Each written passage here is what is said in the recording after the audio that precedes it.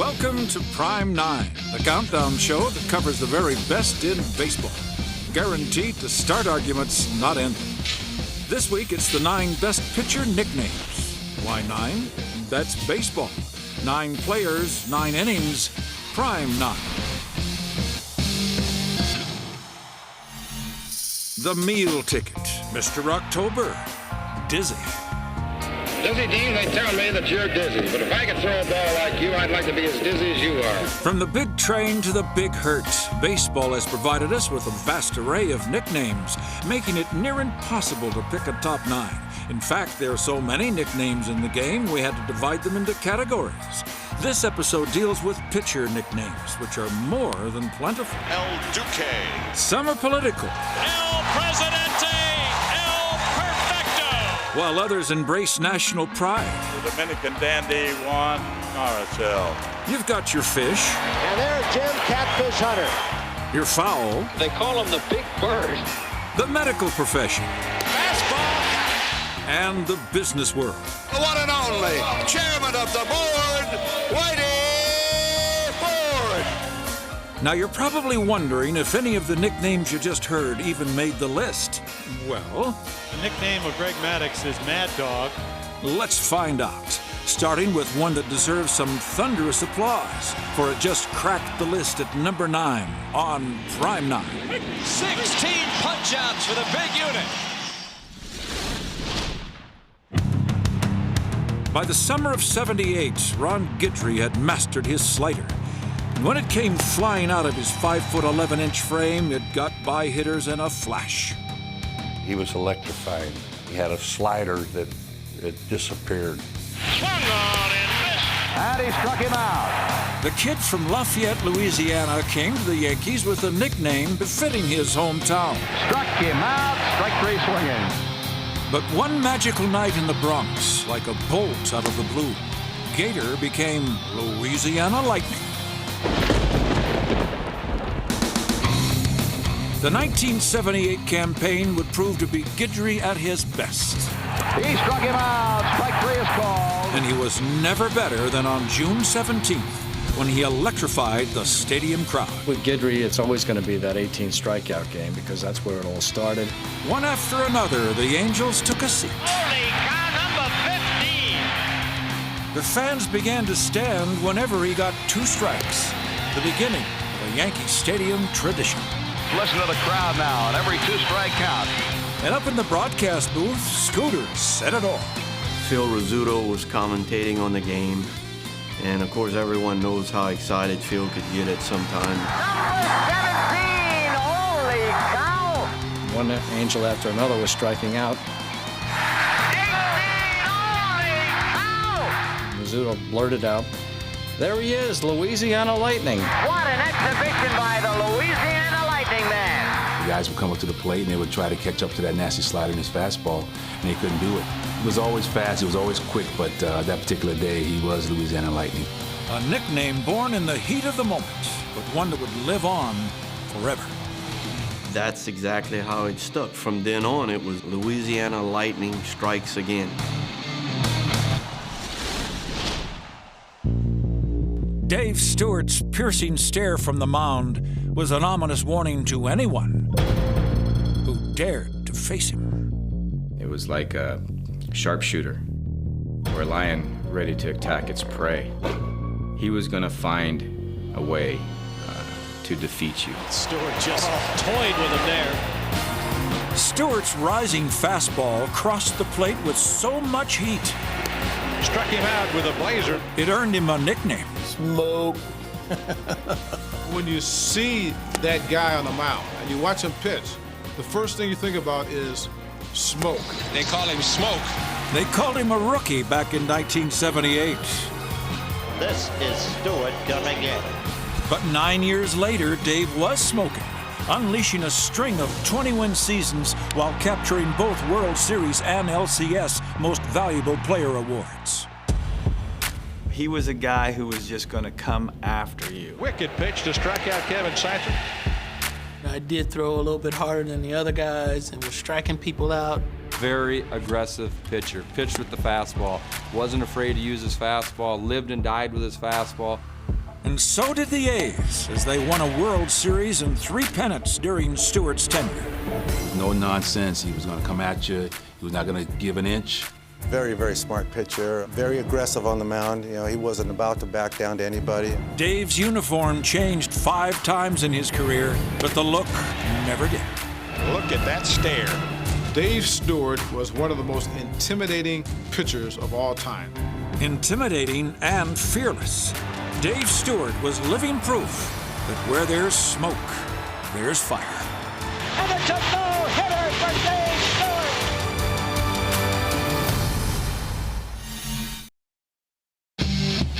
Stewart. Welcome back to Prime 9, featuring the 9 best pitcher nicknames. We've made our case for 9 and 8, which means it's time for number 7. In Boston and Montreal, Bill Lee won 119 games. But Lee's legacy goes beyond his success on the mound. The thing people remember about Bill Lee is all the off-the-wall, colorful stuff that he did. Look at that pitch. That pitch changed time zones coming up there was so slow. It really overshadowed the fact that he was one of the best lefties the Red Sox ever had. Highlighted by a sweet stretch of consistency. No argument there. And an all-star berth in 1973. He was a very smart pitcher, just located his ball very, very well. That ball is a strike. He want to beat you, and he give you 120% every time he go into the mound. Lee did all this on the planet Earth. But for those who knew and loved him, he was the spaceman. We landed on the moon the night before, so I'm talking about the space program, that it didn't really happen. I said it's a fraud. I said it was actually filmed in Arco, Idaho. And he goes, we got our own spaceman right here. So you don't get to pick your nicknames in baseball. It was well-deserved. Billy is a very intelligent man.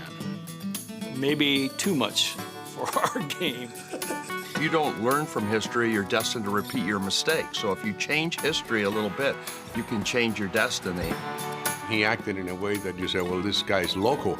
You never know what was he going to do. Now going over to a couple of the Yankees, and there they go again. His colorful quips and offbeat behavior made him a legendary figure back in the 70s.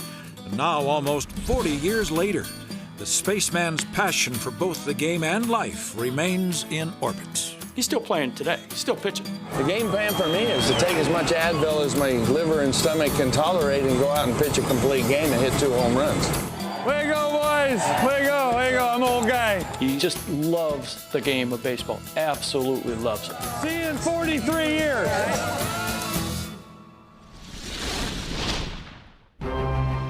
Al Roboski was a dynamic and intimidating force in the mound, even though hitters knew precisely what was coming.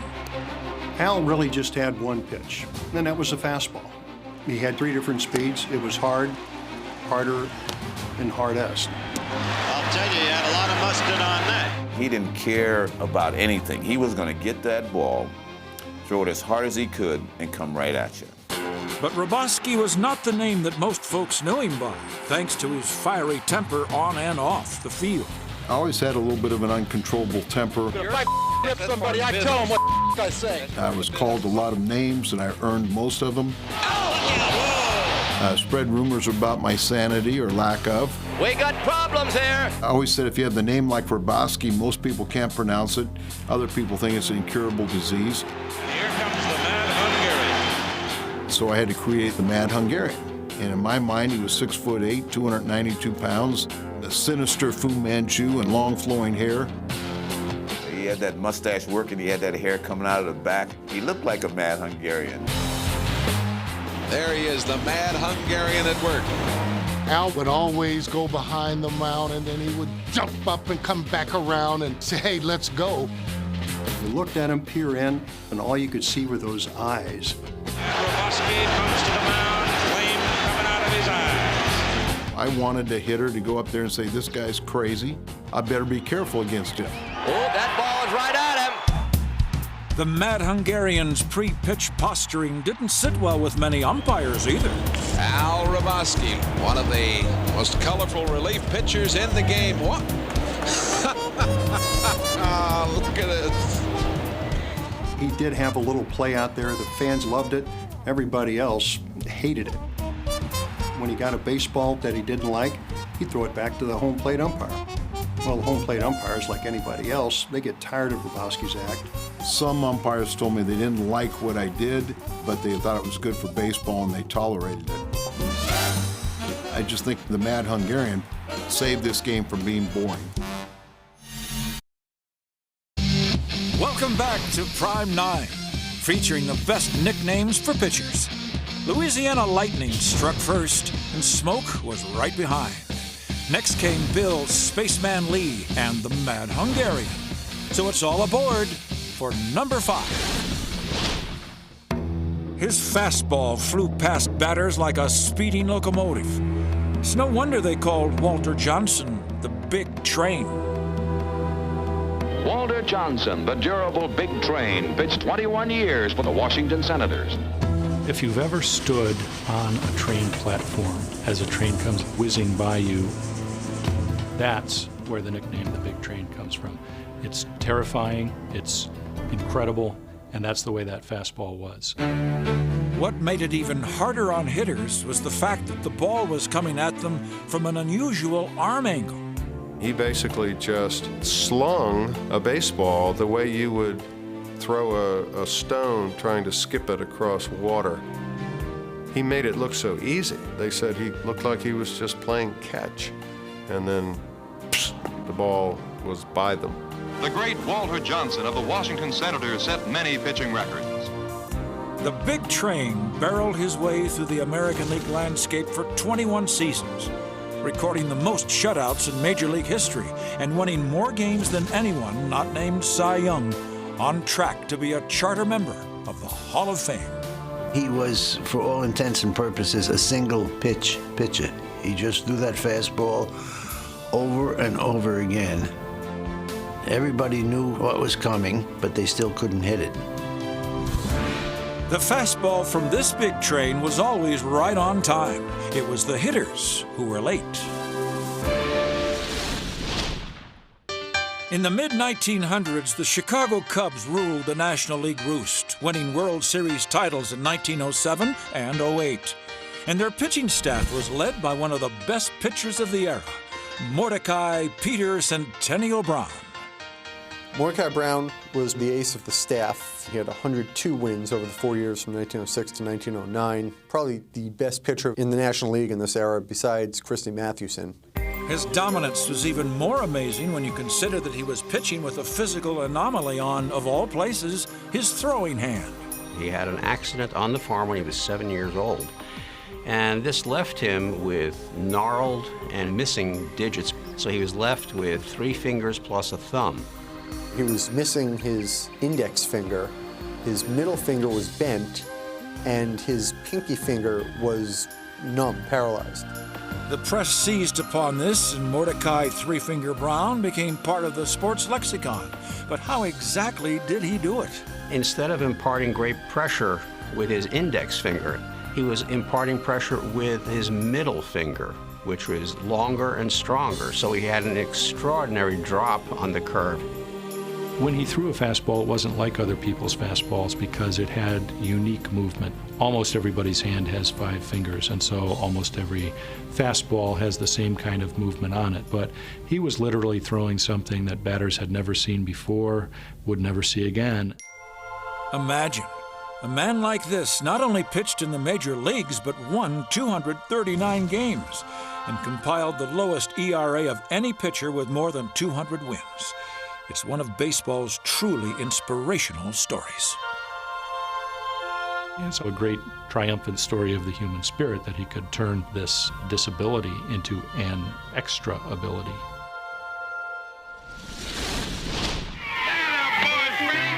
As the career of the legendary Babe Ruth came to an end in the mid-1930s, he handed the role of the game's most dominant personality over to a pitcher.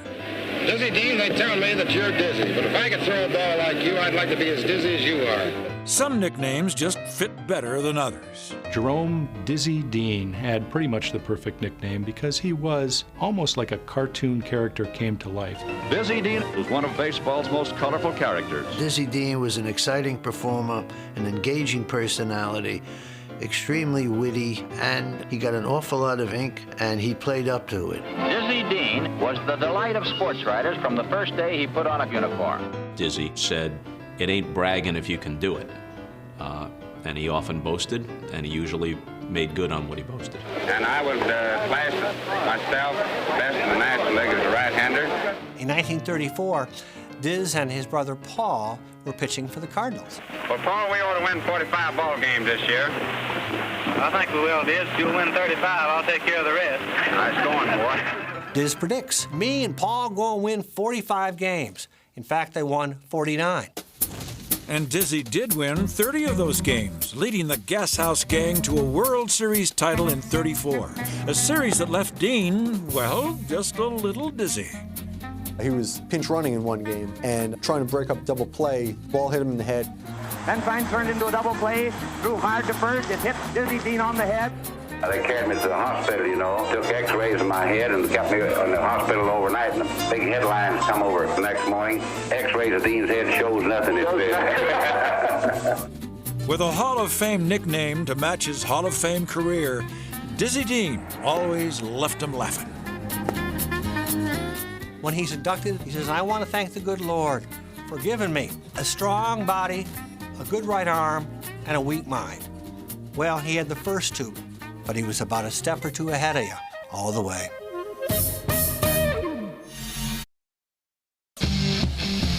We now return to Prime 9, where this week we're featuring the best pitcher nicknames we've ever heard. So far, they've run the gamut, covering everything from a guy's fastball to his personality to how mad he looked on the mound. So now it's time for numbers 1 and 2, the best nicknames bestowed on big league pitchers. We begin with number 2. Oil Can Boyd, one of the great quotes of the year was in May when the Red Sox had a game fogged out in Cleveland. He said, "What do you expect when you build a stadium by the ocean?" It's only fitting that one of the all-time characters of the game would have a slick but deceptive nickname. In Mississippi, another name for beer is oil. What the can does is he keeps his team in the ballpark. And he could drink more oil than anybody, so they called him Oil King. Boyd gets it. Oil Can Boyd. There was ever a nickname that was appropriate for a guy, Oil Can Boyd. He was very animated when he would take the mound. He certainly wore his emotions on his sleeve. Oil Can walks off downcast and disgusted. The son of aspiring Negro leaguer Willie Boyd, Oil Can obviously learned the game from his dad. If you were to ever watch the Negro Leagues, that would be like they plucked him out of the Negro Leagues and said, "Here, guys, let's give you a sampling of what the players were like then." I think he was Satchel Paige. He's hard at times. He'd talk about Satchel Paige, and he tried to incorporate some of those traits in him, and I think the nickname played into that a little bit. He was really a throwback player. He appreciated history. He appreciated the people who had come before him. He really studied pitching and really knew a lot about history of baseball. Dennis Ray Boyd came to Boston in 1982 and embarked on a roller coaster ride with both fans and media. He was a really interesting guy with the Red Sox. He had great passion, he loved the game, but he had a trigger. He would flare up and get very hostile if he got snubbed for the All-Star game or something like that. The thing about Boyd, you know his All-Star problems this year not being selected. You go back to last year when he wasn't chosen. He sulked last year. After brief stops in Montreal and Texas, arm problems ended Boyd's big league career. But much like his hero, Satchel Paige, he couldn't say goodbye to the game. I still get butterflies, I still get chills. I'm motivated by the fans. As long as they keep loving me, I'm gonna keep pitching. That's what baseball's about. You're supposed to love the game. You're supposed to want to continue to play it forever. And he radiated that when he played, and obviously you can see that now even in retirement. With his 5 o'clock shadow, a razor-sharp curveball, and an eye for opposing hitters' chins, it's no wonder Sal Magley became known as the Barber. He had a very long, dour expression and looked menacing. He was regarded as ruthless, without having a conscience about hitting you. Magley's fourth pitch hits Smith. He loved to throw it up in here and give you that close shave under the chin. And he did that a lot. Sal the Barber played for 5 teams in his 10-year career, and his reputation for brushing batters back certainly served its purpose. He learned how to pitch inside in order to make his curveball more effective. He has a fastball that he uses now and then, either to sneak by a hitter for the strike, frequently as a waste pitch to set up the curve. He was not exactly a knockdown artist, but every player who went to the plate with a bat in the hand knew that he was going to have to look at a close pitch. It took the Barber quite some time to perfect his craft, finally reaching the majors for good at the ripe old age of 33. But once he set up shop, he became a key part of the New York Giants. From 1950 to 1952, Magley went 59-18 with a 2.86 ERA. He was a major part of a great Giants team that went to the World Series in 1951. He was one of the most accomplished pitchers of his era. But despite going 119-62 in his brief career, Sal the Barber Magley will best be remembered for his close shaves. I think of all the nicknames in baseball, the Babe and the Yankee Clipper and Stan the Man, Sal the Barber was one of the greatest. What it simply meant is that he threw a lot of inside tough pitches. He was very intimidating. I wouldn't want him to give me a shave, and I wouldn't want to stand up at home plate when he had the ball in his hand 60 feet away. At least Sal the Barber got to keep his real name throughout his career. Not so with Cy Young. Odds are you probably always thought that Young's real first name is Cy, but in fact his real name is Denton True Young. And young Denton was an imposing presence on the mound during his era. Honus Wagner once said that Young had the greatest fastball he'd ever seen, faster even than Walter Johnson's. And 19th century icon Cap Anson said that when the 6'2" Young unleashed his fastball, it was like it was shooting down from the hand of a giant. Accolades like this eventually led observers to claim that Young resembled a cyclone on the mound, a term that was eventually shortened to just Cy. And good thing, too. Could you imagine today's great pitchers being awarded for their outstanding seasons with the Denton True Young Award? Makes you sigh just thinking about it. That's our Prime 9. What's yours?